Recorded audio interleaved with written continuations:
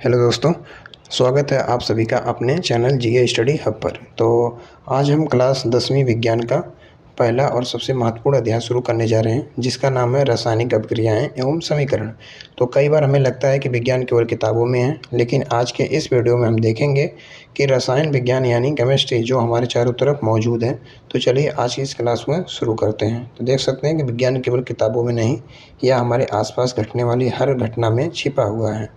तो इस तरीके से देख सकते हैं। चलिए इसे आगे बढ़ते देखते हैं। तो रासायनिक अभिक्रियाएं क्या हैं? What is chemical reaction?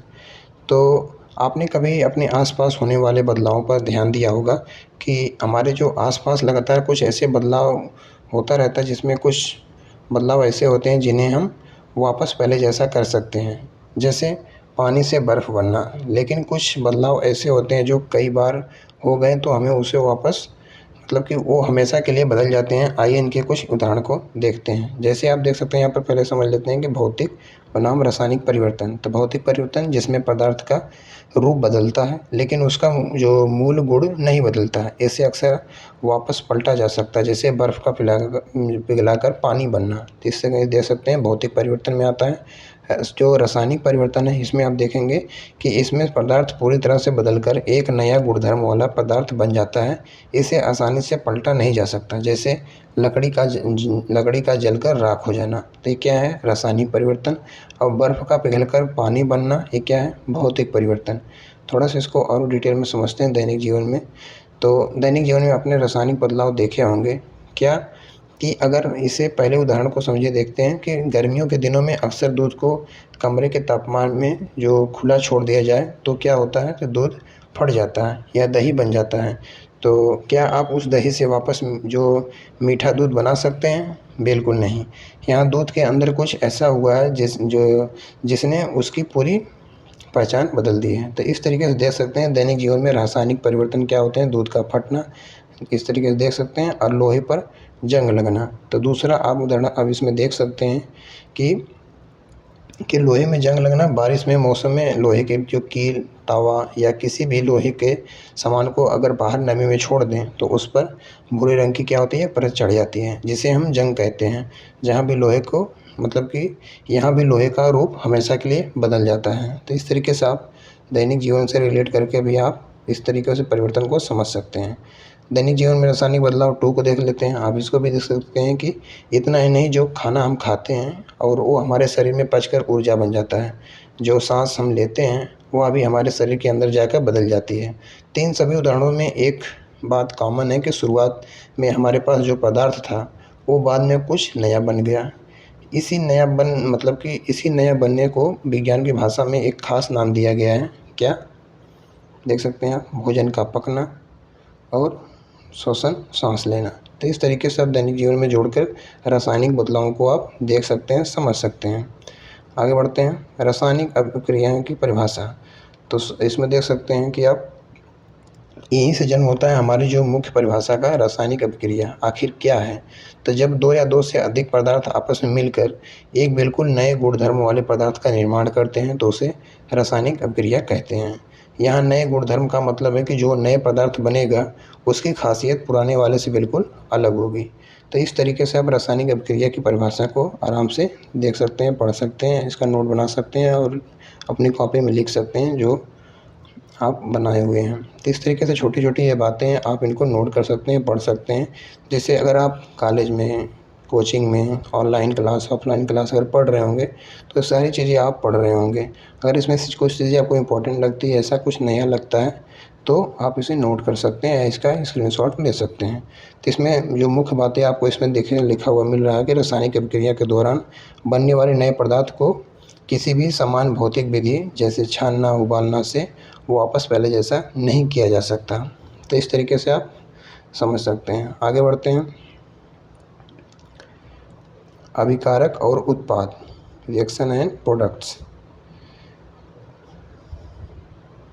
Reactants. अभिक्रिया के मुख्य भाग।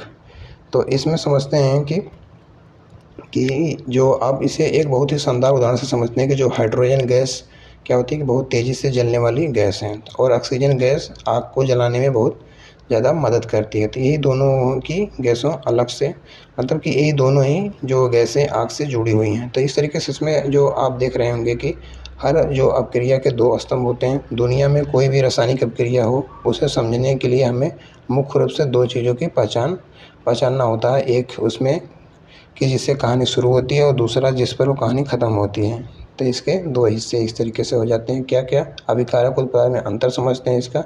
तो वे पदार्थ जो किसी रासायनिक अपक्रिया में भाग लेते हैं या उससे अपक्रिया की शुरुआत होती है, इन्हें हमेशा तीर के बाईं ओर रखा जाता है। तो इसको आप नोट करेंगे अच्छे से। इसमें देख समझ सकते हैं कि इसमें हमेशा तीर के बाईं ओर क्या रखा जाता है। तो इसमें समझ सकते हैं कि रिएक्टेंट्स क्या होते हैं? अभिकारक। वे पदार्थ जो किसी रासायनिक अपक्रिया में भाग लेते हैं या उनसे अपक्रिया की शुरुआत होती है। और अगला है प्रोडक्ट्स, उत्पाद।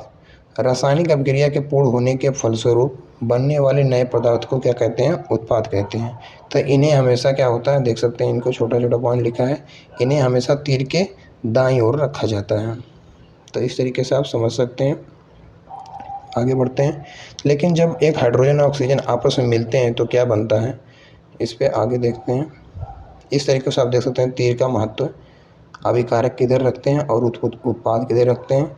इसको मैंने दोनों ऊपर को हेडिंग में आपको बता दिया कि अभिकारक क्या होते हैं और उत्पाद क्या होते हैं। और उनको तीर के निशान से मैं जैसे आपको कह रहा है कि किसको दाएं रखते हैं किसको बाएं रखते हैं, उसको भी इसमें रख के आपको एग्जाम्पल की मदद से दिखाया जा रहा है। देख सकते हैं तीर का सिरा हमेशा उत्पाद की ओर होता है, जो अपक्रिया की दिशा बताता है।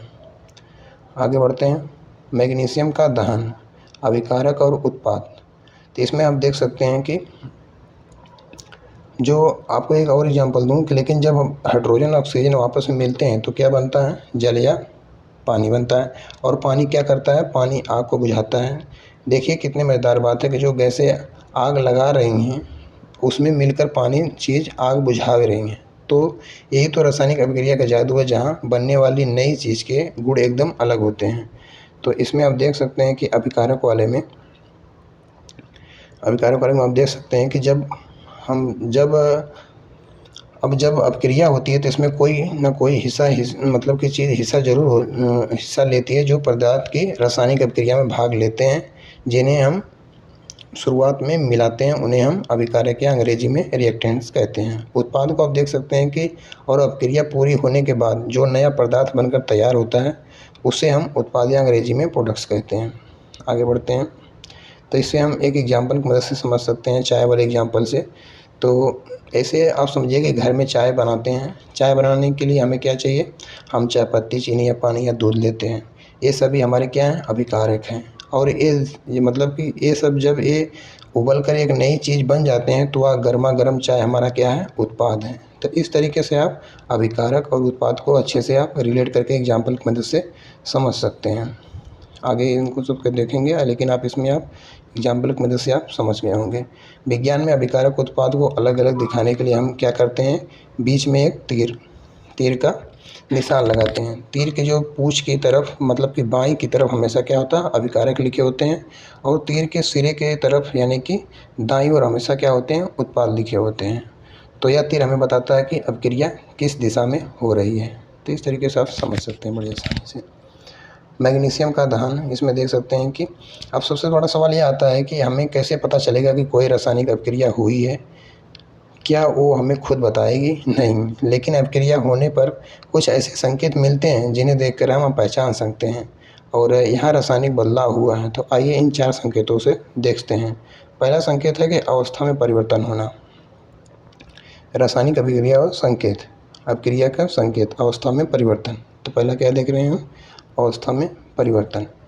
तो पहला संकेत अवस्था में परिवर्तन होना। जैसे हमने अभी देखा था कि हाइड्रोजन और ऑक्सीजन दोनों गैस अवस्था में थी, लेकिन मिलकर उन्होंने क्या किया कि पानी बनाया, जो कि तरल यानी लिक्विड अवस्था में है। अवस्था बदल गई, मतलब अपक्रिया हुई। तो दूसरा संकेत है रंग में परिवर्तन। तो दूसरा संकेत रंग में परिवर्तन होना। जब लोहे पर जंग लगती है तो उसका रंग क्या होता है? भूरा कलर का हो जाता है। कई बार दो अलग अलग जो लिक्विड मिलाने पर भी अचानक से नया रंग बन जाता है। तो इस तरीके से आप अपक्रिया के संकेत को समझ सकते हैं। आगे देखते हैं अपक्रिया के संकेत पार्ट 2। तो जो तीसरा संकेत है गैस का उत्सर्जन यानी गैस का निकलना।